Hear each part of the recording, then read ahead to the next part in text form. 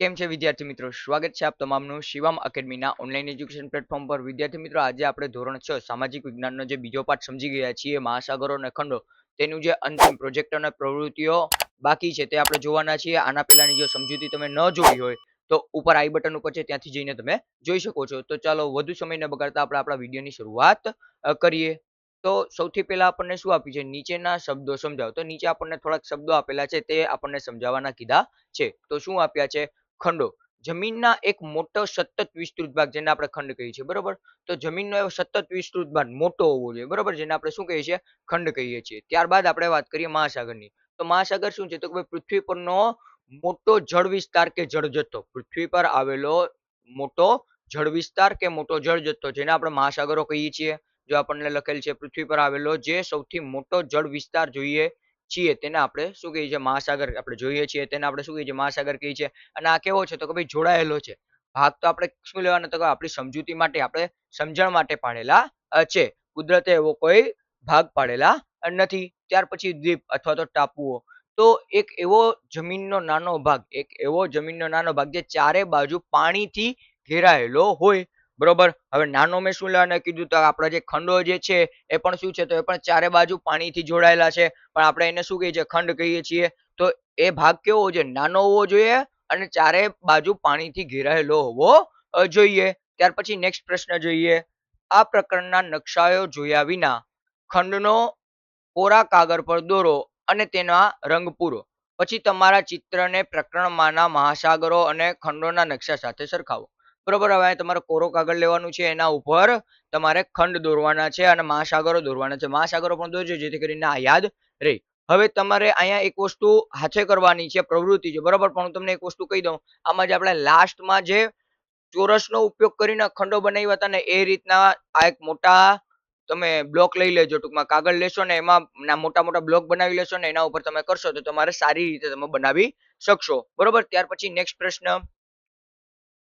નીચે આપેલા વિશ્વના રેખાંકિત નકશા પર તમામ ખંડો અને મહાસાગરોના નામ નિર્દેશ કરો, બરોબર. તો અહીંયા આપણને ખંડોના નામ નિર્દેશ કરવાના કીધા છે. તો ચાલો આપણે કરીએ. તો પેલા અહીંયા ઉપર શું આવશે? તો ઉપર જે છે આ ઉત્તર અમેરિકા છે. પેલા હું ખંડો કરીશ. નીચે આપેલું છે એ દક્ષિણ અમેરિકા છે. આ પછી આફ્રિકા છે, બરોબર. આ ગ્રીનલેન્ડ છે, એટલે આ આની સાથે જ છે, બરોબર, ઉત્તર અમેરિકા સાથે. અહીંયા આપણે કહેશું આને યુરેશિયા. આ આખો જે પ્રદેશ છે ને એને આપણે શું કહેશું? યુરેશિયા. અથવા તો કટકા કરી નાખવા હોય, બરોબર, અહીંયાથી અહીંયા કટકા કરી નાખીએ આપણે, તો આ કયો થશે? આ યુરોપ થશે અને આ એશિયા થશે અને આ થશે આપણો ઓસ્ટ્રેલિયા અને આ થશે એન્ટાર્કટિકા, બરોબર. હવે આપણે જોઈ ગયા હતા એમ આપણે મહાસાગરો જોઈએ તો આ જે કયો છે? આ છે પેસિફિક મહાસાગર અથવા તો પ્રશાંત મહાસાગર, બરોબર. પછી આ કયો છે? આ છે એ એટલાન્ટિક મહાસાગર, મહાસાગર અથવા તો એટલાન્ટિક ઓશન. આ જે છે આપણો હિન્દ મહાસાગર, બરોબર. આ હિન્દ મહાસાગર. પછી આ ઉપરમાં જે આવેલો છે એ આ એન્ટાર્કટિક મહાસાગર અને નીચે જે આવેલો છે એને આપણે શું કહેશું? દક્ષિણ મહાસાગર અથવા તો એને આપણે એન્ટાર્કટિકા મહાસાગર પણ કહેશું. હવે અહીંયા આપણે વધારાની બે વસ્તુઓ આપેલી છે પણ આપણને સમજવાની છે. આ આપણે પેલા ચેપ્ટરમાં જોઈ ગયા હતા. આને આપણે શું કહેશું? ભૂમધ્ય રેખા અથવા તો આને આપણે શું કહેશું? આપણે આને કહેશું વિષુવવૃત્ત, બરોબર, વિષુવવૃત્ત કહેશું. હવે એની ઉપર જે આ આવેલી છે ને આને આપણે શું કહેશું? કર્કવૃત્ત કહેશું. કઈ વૃત્ત કહેશું? કર્કવૃત્ત કહેશું. અને નીચે જે આવેલી છે ને એને શું કહેશું? મકર વૃત્ત કહેશું, બરોબર. આના પહેલાના લેક્ચરમાં આપણે જે પેલું પાઠ જોઈ ગયા હતા ને એમાં આપણે વિષુવવૃત્ત વિશે ચર્ચા કરી ગયા છે. આગળ વધશું એટલે આપણને કર્કવૃત્ત અને મકરવૃત્ત પણ જોવાનું છે, પણ આમાં એ આપેલી છે એટલે મેં તમને કીધું છે, બરોબર. આ આપણે આગળ શીખવાની થશે. ચાલો ત્યાર પછીનો નેક્સ્ટ પ્રશ્ન. હા, નીચે આપેલા શબ્દોમાં તેની સાથે આપેલા ગુજરાતી વિવરણ વાળા અંગ્રેજી શબ્દો તેની નીચે આપેલા કૌંસમાં શોધી શબ્દ સંસાધન પ્રવૃત્તિ કરો. આપણને શબ્દ સંસાધિત પ્રવૃત્તિ આના પહેલાનામાં પણ આપેલી હતી, અહીંયા પણ છે તો જોઈએ. મહાસાગરોમાં પેલા આપણે આડી જોશું, બરોબર, એટલે કે જમણી થી ડાબી, એટલે કે ડાબી થી જમણી વાળું જોશું. મહાસાગરોમાંથી પુષ્કળ પ્રમાણમાં ઉત્પન્ન થાય છે. મહાસાગરોમાંથી પુષ્કળ પ્રમાણમાં શું ઉત્પન્ન થાય છે? તો એ ઉત્પન્ન થાય છે આપણે ઓક્સિજન. તો ક્યાં આવશે? પેલામાં અહીંયા આવશે O X Y G E N, oxygen. ચાલો આ થઈ ગયું. એના પછી બીજું, જમીનનો વિશાળ ભૂભાગ. હવે જમીનનો જે વિશાળ ભૂભાગ છે એને આપણે શું કહીએ છીએ? એને આપણે કહીએ છીએ ખંડો. એને આપણે શું કહીએ છીએ? ખંડો. તો ખંડોને આપણે ઇંગ્લિશમાં શું કહીશું? તો ખંડોને આપણે ઇંગ્લિશમાં કહીશું કોન્ટિનેન્ટ. અહીંયા આપણને આપેલ છે કોન્ટિનેન્ટ. તો આપણે લખીએ ત્રીજું છે ને, હા, CONTINENT, કોન્ટિનેન્ટ. ચાલો એના પછી ત્રીજું થઈ ગયું. છઠ્ઠું, એક મોટો ખંડ જે ભારતનો એક ભાગ છે. આપણને મોટો ખંડ ભારતનો એક ભાગ છે એનું કીધું છે. તો આપણે શું લખશું? અહીંયા યુરેશિયા લખશું. અહીંયા આપણે લખશું શું? યુરેશિયા. કારણ કે એશિયા અને યુરોપ બંનેનું જે ભેગું કીધું છે ને, મોટો ભાગ કીધો છે, એટલે આપણે અહીંયા યુરેશિયા લખશું. તો યુરેશિયા લ્યો, પહેલો જ શબ્દ છે. તો આપણે છઠ્ઠા નંબરમાં આવશે EURASIA, યુરેશિયા. ચાલો આ આપણો થઈ ગયો.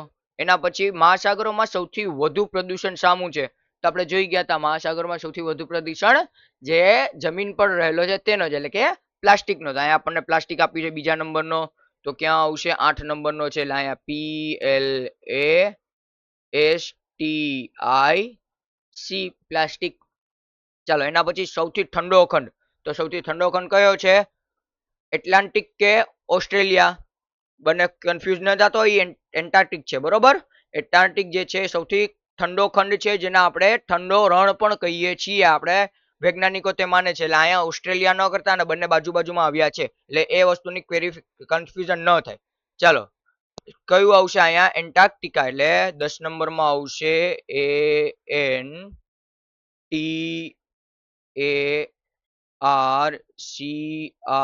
ANTARCTICA, Antarctica. હવે આપણે ઉભા જે આપણને તમામ આપેલા છે એ જોઈએ.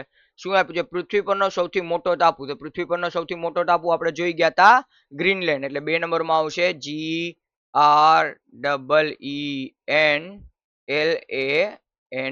એટલે ગ્રીનલેન્ડ. ચાલો એ થઈ ગયું. એના પછી આપણે ચોથું જોઈએ. સમુદ્રમાં આવતું એક વિશાળ વિનાશક મોજું. તો એને આપણે શું કહીએ છીએ? એને આપણે કહીએ છીએ સુનામી. તો સુનામીમાં ક્યાં આવશે? 4 નંબરમાં, એટલે અહીંયા આવશે. જો અહીંયાથી મેં ટી થોડોક આડો લખી નાખ્યો છે ને સીધો કરી નાખીએ.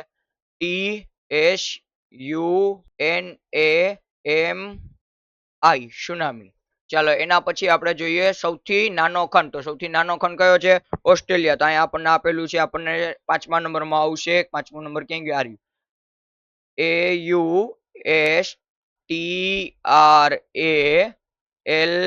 AUSTRALIA, Australia. એના પછી સૌથી પૃથ્વી પરનો સૌથી મોટો મહાસાગર. તો આપણને ખબર છે પેસિફિક ઓશન, એટલે કે પ્રશાંત મહાસાગર. તો એ 7મા નંબરમાં અહીંયા આવશે. તો આપણો જવાબ થશે PACIFIC.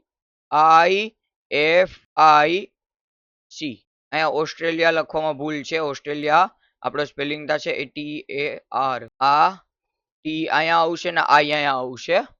આ ટી અહીંયા આવશે ને આ અહીંયા આવશે. આપણે સ્વિચ કરી નાખ્યું હતું, બરોબર. એટલે પેસિફિક ઓશન થઈ જશે. અને 9મું અને અંતિમ, સમુદ્ર અથવા મહાસાગરથી ઘેરાયેલી જમીન. તો એને આપણે શું કીધું? આઈલેન્ડ. નહીં પણ આઈલેન્ડ.